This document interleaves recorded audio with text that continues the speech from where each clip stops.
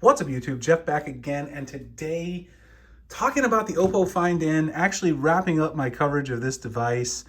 I decided to sell the device. Well, actually, long story. I put this on Swappa for a really high price. I was kind of on the fence if I wanted to sell it or not, but someone bought it for the high price, which I was surprised. So in this video, I'm going to talk about some of the things that made it difficult to use as my daily driver. This is from a US perspective, so just keep that in mind.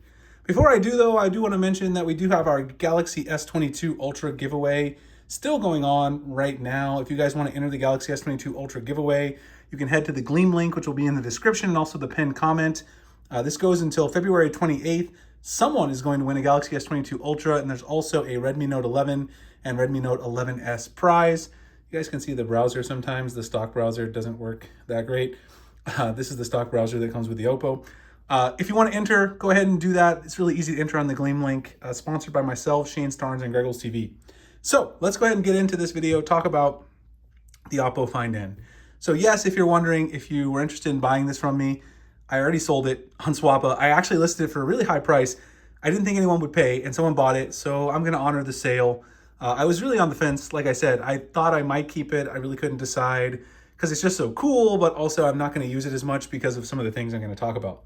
So the first thing is, I absolutely love the front display on this. I've already talked about that. The front display is fantastic. It's a great form factor. It's really easy to text on the go, send emails on the go, do anything that I would do on my regular phone, right? The Pixel 6 Pro is kind of my main device. I can do anything on this device that I can on the Pixel 6 Pro on the go, which is the main reason that I like this form factor. And one of the main complaints I had with the Galaxy Z Fold 3 is that the screen's too narrow for me to type on. So that's a huge win. I really do like that.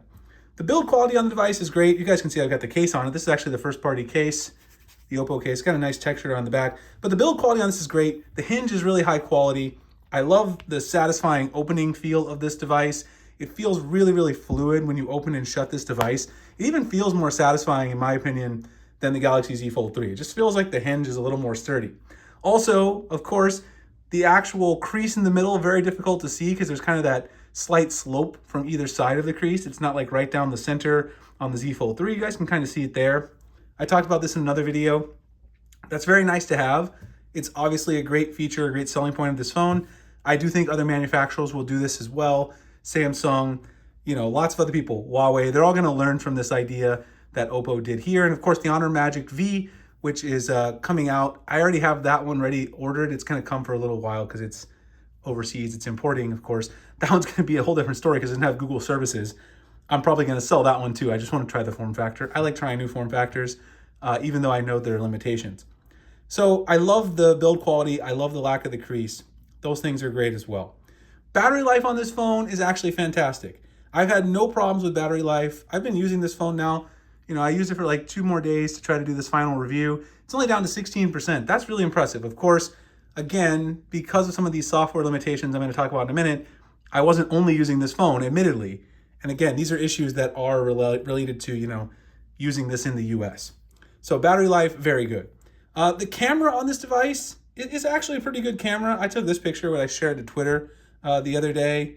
And then I took this photo here of my son. It's a very good camera overall. I don't have a problem with the camera. In lower light situations, it's not as good as the Pixel 6 Pro or the S21 Ultra in my opinion, but it's very close to the Z Fold 3. So the camera is definitely not the point that's going to sway you one way or the other when it comes to the foldable wars. The camera is definitely not a problem that I had at all with this device. I don't take a lot of selfies, but the selfie camera I think is actually probably just as good or actually better, of course, than the under display camera on the Z Fold 3. Of course, when it comes to the Pixel, that's a different story because some of the software magic, but it is a good camera. It's not one of the things that really swayed me one way or the other.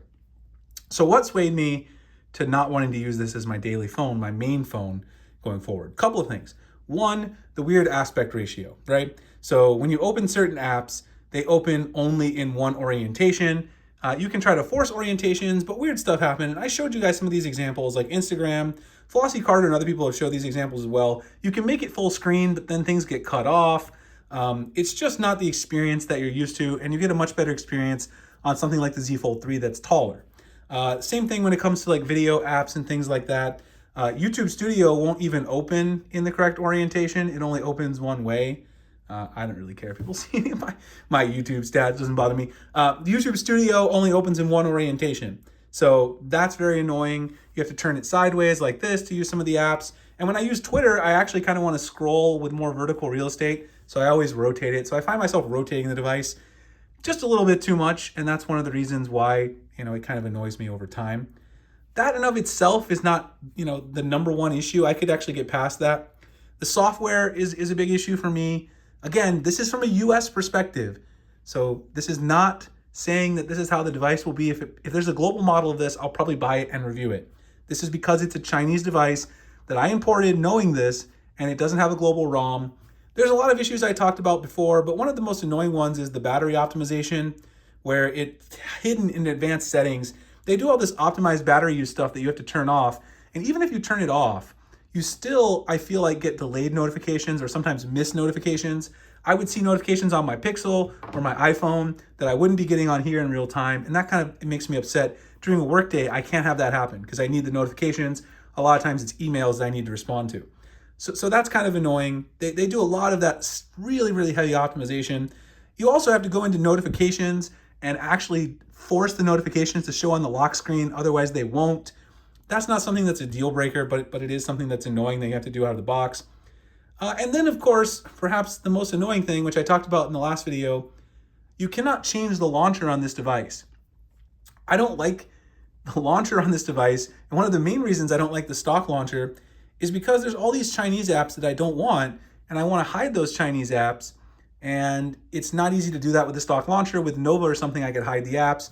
I could also change the icon pack and change a couple of the other things, like home screen layouts and some of the other things that are a little bit easier to do in Nova. Now, some of those things you can do, but in terms of hiding the stock apps, that's not something that's super easy to do here, right? You can go to manage. If you go to manage, you can sort or select, right? And if you select these apps, what you can do with them is either uninstall or you can add more apps to the home screen. And some of the apps can't be uninstalled. A lot of those Chinese apps that I don't want to use, you can't uninstall them, so that doesn't really help me. Also, other default apps, it's kind of difficult to change the settings and things like that. The next thing is the actual cell reception here in the US. So I'll turn Wi-Fi off really quick.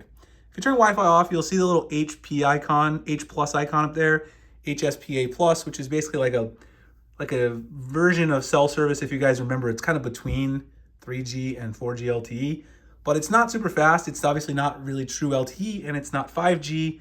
I knew I wasn't gonna get perfect cell service when I got the phone. I've been using it on T-Mobile only, but here in Phoenix, in a big city, I expected to get better. I expected to get LTE most places, and I've tested it, and it's kind of slow. I don't know if this is just particular to Phoenix maybe, or just with the bands, but it is something to be aware of if you want to import this phone to the US. So at the end of the day, some cell reception issues, obviously, those are not huge deal breakers if you don't mind slightly reduced internet speeds when you're out, but it's still something you're compromising. Lack of customization with the launcher and default apps, those extra bloat apps and the Chinese, apps that I want to get rid of. Again, this would all be rectified with the global ROM, as I've already said. And then this weird aspect ratio, in addition to that, where you have to keep rotating and things like that. It's just not one that I could use as a daily driver and not be frustrated by the lack of, these things that I want, these compromises I'm making. And considering I paid $1,500 for this device, it's not a phone that I necessarily want to keep around. I'd rather try something new. Sometimes you just have to move on, even if it's a cool device. I would only use this on my couch. And even when I'm on my couch at home, I honestly like the Z Fold 3 a little better because of the social media and the fact that the aspect ratio is a little better.